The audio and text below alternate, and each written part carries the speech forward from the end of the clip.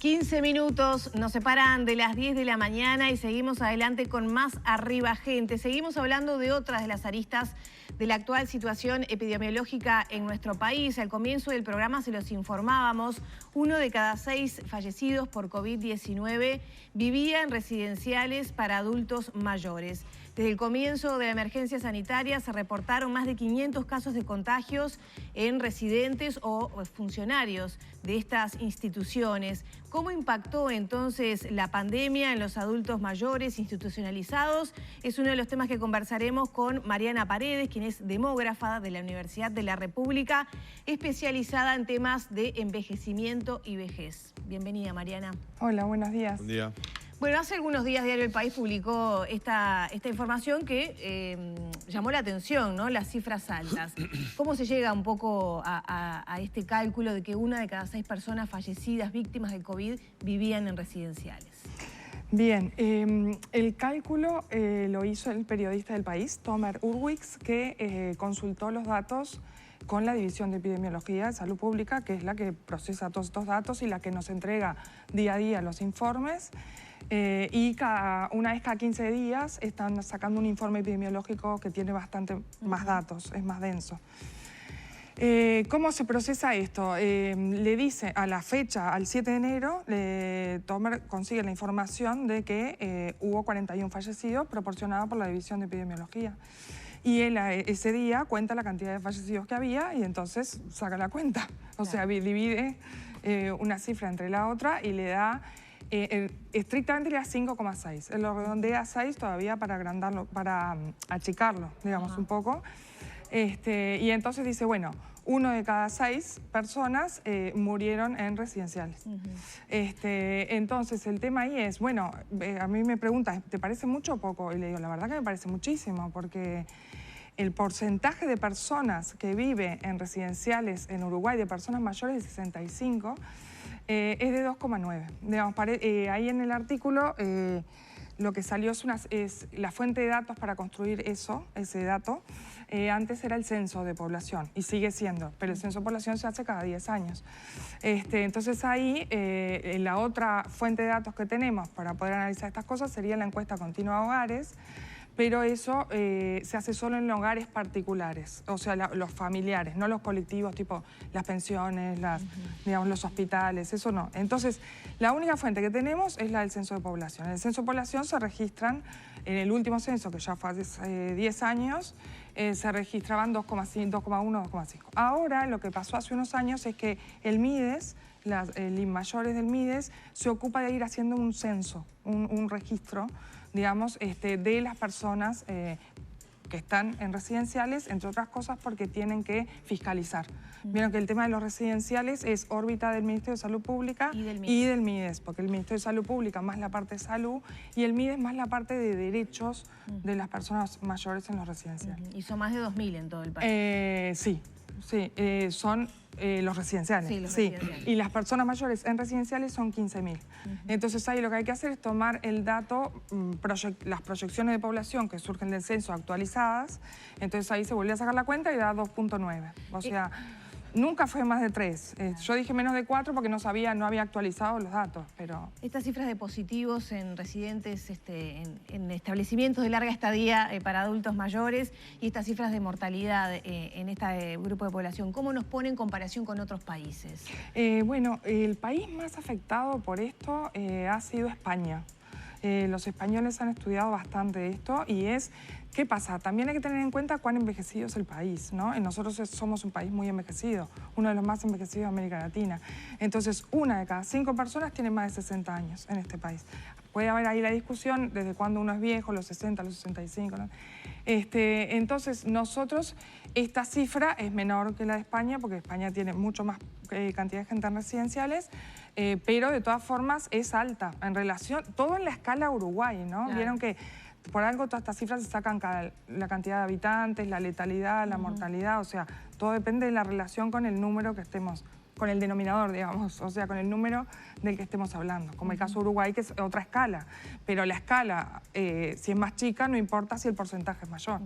¿Y qué proyección se hace para las próximas semanas, digamos, de acá al futuro, en base a todo lo que veníamos hablando esta mañana, ¿no? De que estamos en una situación complicada, de los casos se vienen multiplicando y que, bueno, en definitiva, los mayores de 65 años son las personas más vulnerables a la pandemia, ¿no? Sí, los mayores de 65 años son los más vulnerables y a su vez las personas que viven en residenciales son los más vulnerables también. Y ustedes vieron que la mortalidad afecta más a las personas que tienen comorbilidades, digamos, o sea, que tienen otras patologías y que por lo tanto son las que necesitan más cuidados y que por lo tanto son las que están en los residenciales. Claro. Ahora, aún así, las personas mayores son las que menos han multiplicado los casos. O sea, los casos se multiplican mucho más, por ejemplo, entre octubre y enero, ahora el último informe que es de enero, se multiplican mucho más entre los jóvenes, entre los menores de 15 y los de 15 a 24, porque se sacan en grupos de a 10 años, se multiplican por 10. Y los de las personas mayores se multiplican por 6, ¿sí? Eso quiere decir que las personas mayores o se están cuidando más, bueno, ustedes han visto lo que ha pasado ahora en el verano, hay que ver cómo repercuten los contactos familiares, a la vuelta de las vacaciones, etc. Si ustedes miran la pirámide de población que sacan estos informes, está clarito que las personas más jóvenes son las que están más contagiadas, digamos, de COVID. Lo cual no quiere decir que eso las mate ni las lleve a internar. Si ustedes ven también la proporción de internación en las personas mayores es de 20% y en los jóvenes es nada. O sea, son muy pocos. Recién ahora falleció una persona en un CTI, ¿no? Claro. Ustedes han hecho un trabajo y un estudio profundo respecto a COVID y la incidencia que ha tenido en poblaciones de personas adultas mayores. ¿Qué lectura hacen o qué grandes punteos se pueden hacer de ese trabajo? Sí, el estudio ese es una iniciativa que surgió, es regional, surgió en México, lo coordina una investigadora de la UNAM, María Montero, y Uruguay desde el CIEN, desde el Centro Interdisciplinario de Envejecimiento, se participó en ese estudio. Carolina Guidotti y Lucía Monteiro, las dos investigadoras del CIEN, y luego yo empecé a participar en la parte uruguaya, digamos, solo el caso uruguayo. Entonces, ¿qué pasa? Ese estudio es una encuesta que se hizo digitalmente, lo cual en cierta forma ahí se te filtra un poco la población porque aunque las personas mayores tienen cada vez más acceso al mundo digital, son personas que tienen que acceder a un link y hacer una encuesta con el link, ¿no? O sea, sí, que eso aún así es una cifra muy representativa de la población, pero por cierto no creo que lo sea de las personas mayores en residenciales, ¿sí? Entonces lo que nosotros preguntamos ahí, además de captar el perfil sociodemográfico, es cómo se habían sentido las personas mayores en la pandemia. O sea, qué fue el principal sentimiento que tuvieron al principio, qué fueron las cosas que dejaron de hacer, qué son las cosas que extrañan más, digamos, en ese periodo que fueron encuestadas, que fue a mitad del año pasado, más o menos. Entonces, las personas mayores en realidad sienten un poco lo que sentimos todos al principio, ¿no? La sorpresa, la ansiedad, el miedo y todo eso. Pero luego no tienen sentimientos de haberla pasado horrible, o sea, ni muy mal, o sea, se adaptaron como todos, digamos, pero bueno, digamos, lo que más extrañaron fueron los contactos de familiares, lo que más les pasó fue que sintieron incertidumbre, la actividad que más dejaron de hacer es la actividad física, no dejaron de comer, o sea, no hubo problemas de nutrición en ese sentido, no dejaron de tomar medicación, digamos, o sea que en realidad no hay como grandes impactos en el sentido de que espantoso, aun cuando contra las personas mayores fue bastante dura la normativa, ¿no? Porque de algún modo les quitaron derechos, digamos, que no necesariamente correspondía que les quitaran. ¿Cómo cuáles? Y con el tema de salir, quédese en casa, digamos, o sea, no entre acá, no vaya allá, ¿no? Una cosa como, sobre todo con una falta de respeto a los derechos y de respeto a la voz de las propias personas mayores, que tienen derecho a opinar sobre lo que quieren hacer, digamos. Entonces, bueno, eso es un tema complejo, sobre todo porque Uruguay fue de los primeros países en firmar la Convención de la OEA de Protección de Derechos de las Personas Mayores, el primer país, en el año 2016, y eso genera un compromiso vinculante de parte del Estado de protección de derechos y de que si se vulnera un derecho, el Estado, o sea, puede ser denunciado, digamos, y tiene que proteger ese derecho. Y a las personas mayores en los residenciales se les quitó el derecho a la visita, cuando los cuidadores obviamente siguen circulando porque trabajan en... ¿no? Entonces, si hay un protocolo ya, si hay una cuestión establecida, ¿por qué no? O sea, no es una cárcel, es un residencial. O sea, ¿por qué, digamos, no se puede entrar a visitar? En muchos residenciales se volvió a la visita cero. Y claro, y eso es un problema, porque, digamos, las personas mayores, puede haber muchos más efectos en la salud mental de las personas mayores, con esto que dicen que lo que más sufrieron fue el aislamiento de sus familiares, que el efecto COVID. O sea, quizás habría que preguntarles un poco a ellos, digamos, que más allá de la propagación. Pero si hay un protocolo para cumplir, ¿por qué quitar el derecho a la visita? Digamos, es complejo eso. Y también se sugirió mucho, o sea, digamos, a las personas mayores se les dijo mucho, más bien una cuestión asistencialista, ¿no? De, bueno, no salgas, no toques, no te quedes, no, como si las propias personas mayores no pudieran decir lo que quieran, digamos. ¿Qué vías, no sé si se estudió eso, qué vías de afloje tuvieron los adultos mayores? Por ejemplo, en el uso de la tecnología. Muchísima. Ahí está, ¿cómo Muchísima.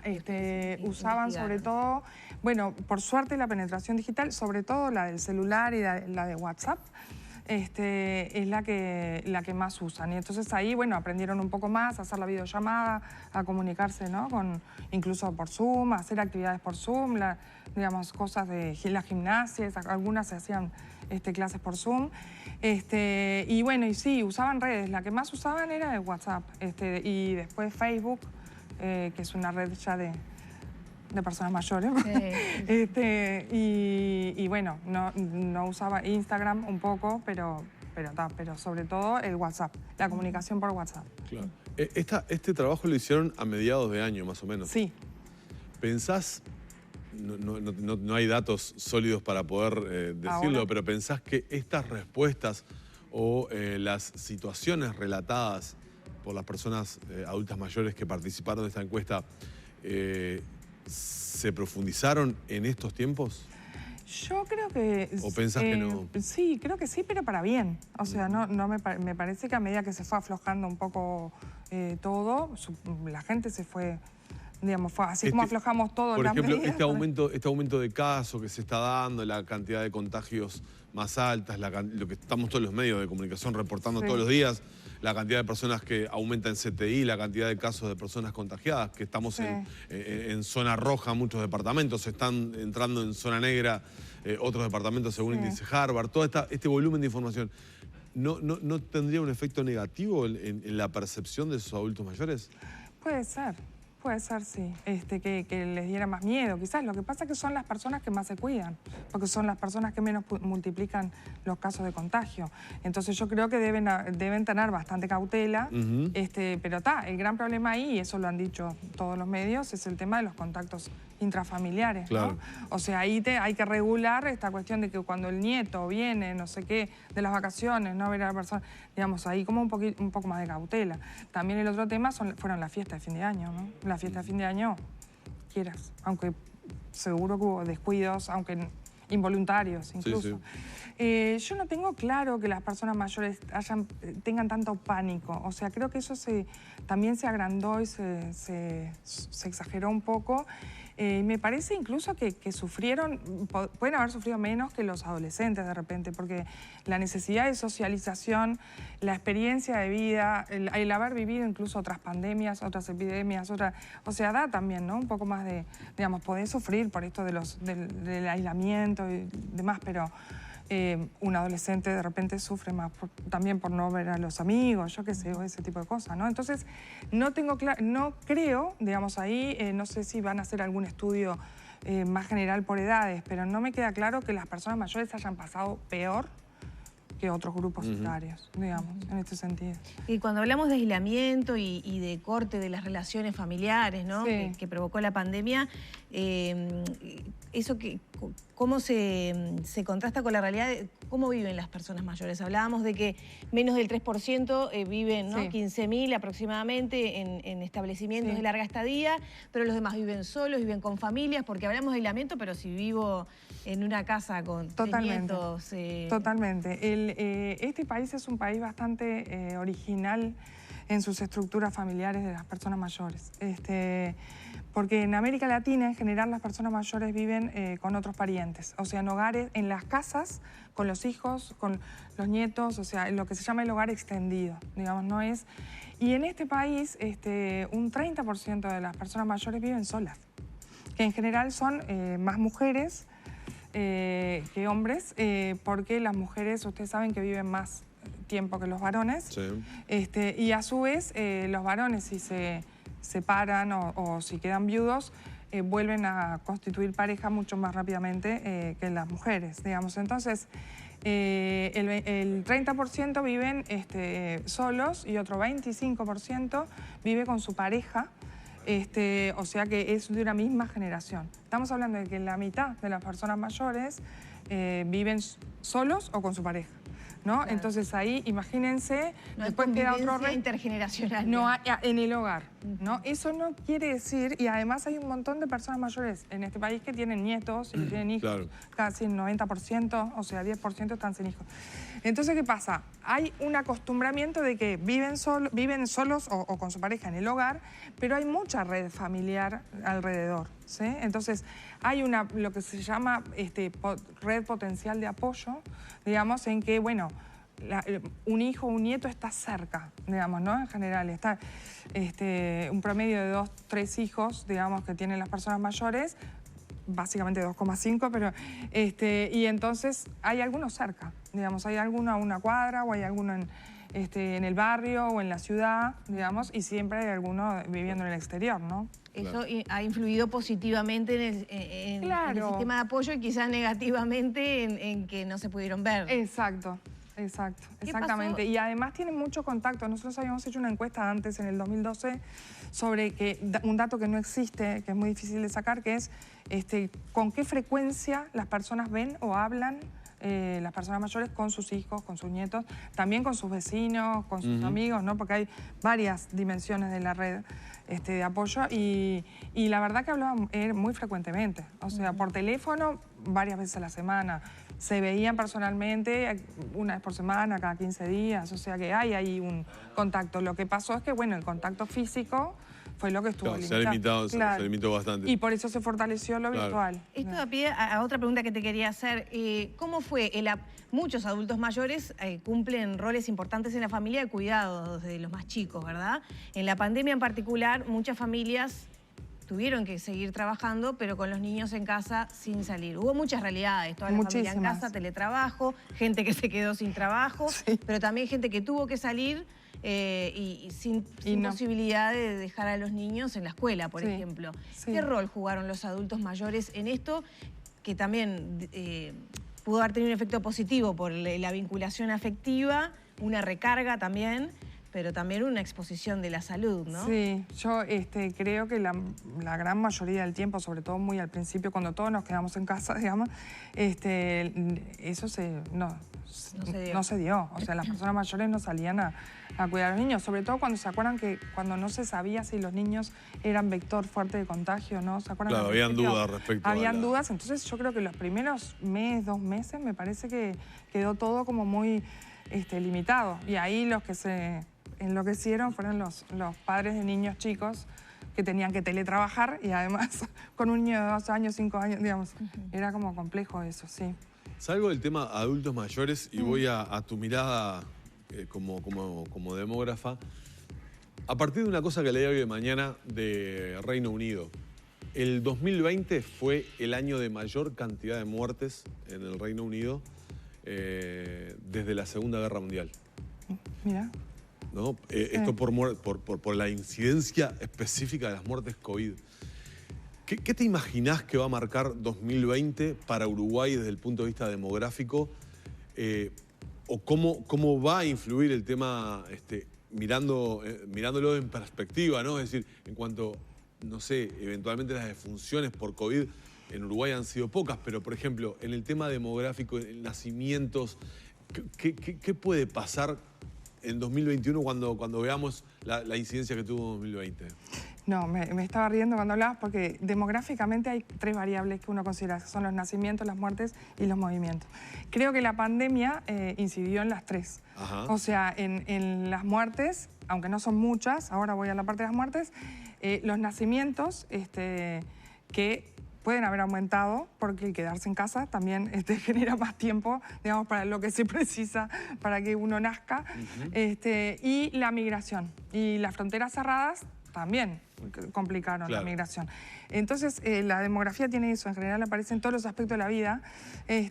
Ahora, con el tema de las muertes, yo creo que pueden haber aumentado los nacimientos y creo que la migración básicamente quedó estancada o eventualmente la gente volvió a su país de origen, si estaban bien migrantes o uruguayos que retornar. No creo que mucho. Lo que sí, lo de las muertes, yo me quedé un poco sorprendida. En Uruguay hay unas 30.000 muertes por año. Por año. Sí, y las personas mayores, obviamente por un tema de estructura de edades, son las que se mueren más, digamos, porque las enfermedades que afectan el más... ciclo biológico de la vida, además. Sí, sobre todo cuando inciden las enfermedades que se llaman no infecciosas, el cáncer y las enfermedades cardiovasculares, que son las que afectan a las personas más grandes. Después están las causas externas, que afectan mucho a los jóvenes, que ese es un tema complejo de política pública, que son los accidentes de tránsito, los homicidios, ese tipo de tema. Y en los suicidios también, en personas mayores y en jóvenes.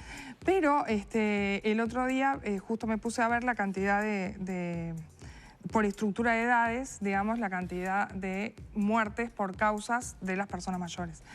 Yo creo que esto son 200 casos, 230 en los 30.000, digamos. Y justo ayer escuché que las muertes por enfermedades respiratorias habían bajado por las medias. Entonces es probable que el descenso de las enfermedades respiratorias compense el aumento por COVID, digamos. Entonces ahí depende el COVID, yo calculo que se tiene que calificar en enfermedades infecciosas. Lo que te puede aumentar es las enfermedades infecciosas, que son 750 por ahí, de las personas mayores. Claro, eso respecto a las defunciones. ¿Podemos pensar que en los 2020, 2021, 2022, vamos a tener en algún momento algún baby boom? No creo. ¿No? No creo. No creo que tengamos un baby boom. No sé. Acordate también que la gente quedó muy tocada económicamente, ¿no? Con este tema. Entonces, digo, siempre tener un hijo viene atado, si ustedes tienen hijos lo saben, a un gasto, digamos, mayor. Entonces, si uno queda golpeado también económicamente por la pandemia, no tengo claro que sea a la altura un baby boom. Sí puede ser que aumente un poco los nacimientos, ¿no? Ahora, ojo, como te digo una cosa, te digo la otra, porque también aumentaron las separaciones y la separación. Entonces, eso puede incidir en que también los que también pueden tener más hijos, pero los que se separaron no. Claramente. Digamos, entonces se compensa. Muy bien. Muchísimas gracias, Mariana. Cerramos por aquí. Gracias a ustedes. La entrevista con la